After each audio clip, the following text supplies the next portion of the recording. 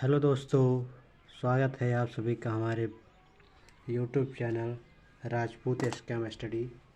तो दोस्तों, आज हम आप सभी को पूरी क्लास 12th में केमिस्ट्री के महत्वपूर्ण अपक्रियाएँ को लेकर आए हूँ, जो आपके बोर्ड एग्जाम में 3 से 4 नंबर में पूछा जाता है। ये आप सभी के बोर्ड एग्जाम 2024 के लिए बहुत ही महत्वपूर्ण है, तो इसे बहुत ध्यानपूर्वक देखिए, क्योंकि ये है आप सभी के लिए बहुत ही महत्वपूर्ण है। क्योंकि एक एक टॉपिक को हम लेकर चलेंगे तो आपको बहुत ही आसानी से केमिस्ट्री तैयार हो जाएगी।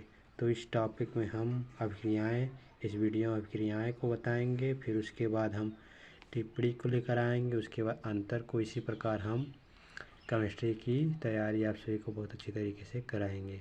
तो हमारा जो पहला अपक्रिया है वो स्मिट अपक्रिया है। तो इससे किस प्रकार लिखेंगे, जब देखिए ये क्या होता है स्मिट अपक्रिया। जब एसिटिक अम्ल की क्रिया हाइड्रोजोइक अम्ल से कराते हैं तो मेथिल एमीन बनती है। इस अपक्रिया को स्मिट अपक्रिया कहते हैं। तो ये हमारा जो है ये स्मिट अपक्रिया, जब हम एसिटिक अम्ल में हाइड्रोजोइक अम्ल से क्रिया कराते हैं तो जो हमारा बनता है वो मेथिल एमीन बनता है। यानी CH3COO प्लस N3H को जब हम हाइड्रोजोइक अम्ल से क्रिया कराते हैं तो हमारा जो बनता है वो आपका CH3 यानी H2 plus CO3 plus N2 यानी मेथिल एमीन बनता है। तो ये थे हमारे स्मिट अपक्रिया। अब हम देखेंगे बुटर्ज फिटिंग अपक्रिया। तो बुटर्ज फिटिंग अपक्रिया हमारा क्या है, देखिए जान लेते हैं। बुटर्ज अपक्रिया हमारा जो है वो है एक अणु एल्कील हैलाइड व एक अणु एरिल हैलाइड को शुष्क ईथर की उपस्थिति में सोडियम धातु के साथ क्रिया कराने पर एल्कील एरिन प्राप्त होता है। यानी कि एल्कील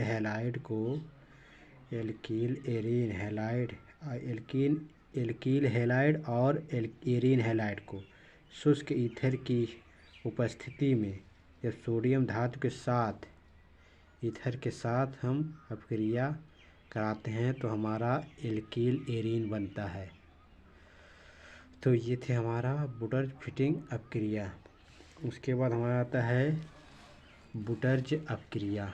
तो बुटर्ज अपक्रिया क्या होता है, तो देखिए जब एल्कील हैलाइड के दो अणु को शुष्क ईथर की उपस्थिति में सोडियम धातु के साथ क्रिया कराते हैं तो एल्केन प्राप्त होता है। जब एल्कील हैलाइड के दो अणुओं को शुष्क ईथर की उपस्थिति में हम सोडियम धातु के साथ क्रिया कराते हैं तो एल्केन प्राप्त होता है। तो जो RX यानी कि आपका एल्कील हैलाइड है वो आपके दो अणु हैं एल्कील हैलाइड के। तो इसको हम किसके उपस्थिति सोडियम धातु के साथ जब क्रिया कराते हैं तो हमें एल्केन प्राप्त होता है, ये प्राप्त होता है। तो ये थे हमारा बुटर्ज अपक्रिया। अब चलिए हम आगे देखते हैं अपक्रिया को। तो हमारा अगला जो अपक्रिया है वो फ्रीडल क्रॉफ्ट अपक्रिया है। तो ये देखिए इसको हम किस प्रकार परिभाषित करेंगे। निर्जल AlCl3 की उपस्थिति में बेंजीन की क्रिया मेथिल क्लोराइड से कराने पर टॉलुइन बनता है। इस अपक्रिया को फ्रीडल क्रॉफ्ट अपक्रिया कहते हैं। तो ये थे हमारे फ्रीडल क्रॉफ्ट अपक्रिया, यानी कि जो निर्जल होता है AlCl3, इसकी उपस्थिति में जब हम बेंजीन की क्रिया मेथिल क्लोराइड से कराते हैं तो हमारा जो बनता है वो आपका C6H5CH3 प्लस HCl यानी टॉलुइन बनता है। तो ये थे हमारे फ्रीडल क्रॉफ्ट अपक्रिया। अब चलते हैं हम अगला अपक्रिया जो है हमारा कैनिजारो अपक्रिया। तो कैनिजारो अपक्रिया में आपका क्या है, जब एल्डिहाइड की क्रिया क्षार से कराते हैं तो एल्कोहल व सोडियम पोटेशियम लवण बनता है। इस अपक्रिया को कैनिजारो अपक्रिया कहते हैं। तो देखिए जब एल्डिहाइड को किसी क्षार यानी कि जो क्षार है NaOH इससे कराते हैं वह क्रिया, तो जो हमारा बनकर आता है वो एल्कोहल और सोडियम पोटेशियम लवण बनता है, जिसे हम जिस अपक्रिया को हम कैनेजारा अपक्रिया कहते हैं। तो ये थे हमारे कैनेजारा अपक्रिया। अब चलिए हम देखते हैं रायमंड टीमन अपक्रिया क्या होता है। तो जो रायमंड टीमन अपक्रिया है वह है जब फिनाल में क्लोरोफॉर्म मिलाकर NaOH के साथ लगभग 333 केल्विन ताप पर गर्म करते हैं तो सैलिसिल एल्डिहाइड बनता है। इस अपक्रिया को रायमंड टीमन अपक्रिया कहते हैं। यानी जो रायमंड टीमन अपक्रिया है, जब फिनाल में हम क्लोरोफॉर्म मिलाकर NaOH यानी कि क्षार के साथ, यानी NaOH क्षार जो है उसके साथ हम लगभग 333 केल्विन ताप पर गर्म करते हैं तो सैलिसिल एल्डिहाइड बनता है। इस अपक्रिया को हम रायमंड टीमन अपक्रिया कहते हैं। तो देखिए, ये है हमारा फिनॉल और ये है क्लोरोफॉर्म। जब इसको हम अपक्रिया इसके साथ कराते हैं तो हमारा जो बनता है सैलिसिल एल्डिहाइड बनता है। ये हमारा है 3NaCl + 2H2O, यानी कि ये हमारा बनता है। तो चलिए हम आगे अपक्रिया को देखते हैं। तो अगला जो हमारा अपक्रिया है हाफमान ब्रोमाइड अपक्रिया।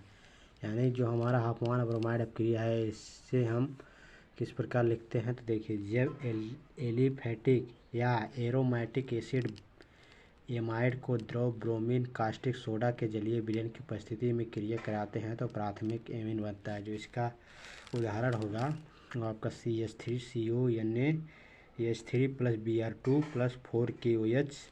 जब इसको हम, यानी कि जो एलिफेटिक है और एरोमेटिक एसिड है उसको हम ब्रोमीन कास्टिक सोडा के जलीय विलयन की उपस्थिति में जब क्रिया कराते हैं तो हमारा जो ये प्राथमिक एमीन बनता है। ये CH3 या NH2 + K2CO3 + 2KBr + 2H2O, ये जो हमारा है ये प्राथमिक एमीन बनता है। तो ये थे हमारे हाफमान ब्रोमाइड अपक्रिया।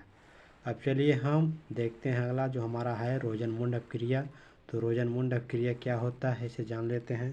तो जो रोजनमुंड अपक्रिया है, जब एसिड क्लोराइड का PDBaSO4 व उबलती जैलीन की उपस्थिति में हाइड्रोजन द्वारा आंशिक अपचयन कराते हैं तो एल्डिहाइड प्राप्त होता है। जो हमारा एसिड क्लोराइड है CH3COCl + CH2, इसको हम जब PDBaSO4 जैलीन की उपस्थिति में जब इसकी अपक्रिया कराते हैं तो हमारा जो बनकर आता है वो CH3CHO + HCl, यानी कि एल्डिहाइड प्राप्त होता है इससे।